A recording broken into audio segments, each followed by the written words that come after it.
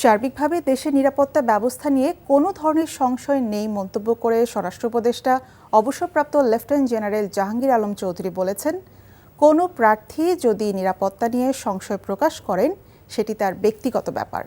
নারায়ণগঞ্জের চাষেরায় বিকেএমইএ কার্যালয়ের নিচে জেলা পুলিশ ও শিল্প পুলিশকে পুলিশ ভ্যান হস্তান্তর অনুষ্ঠানে সাংবাদিকদের তিনি এসব কথা বলেন।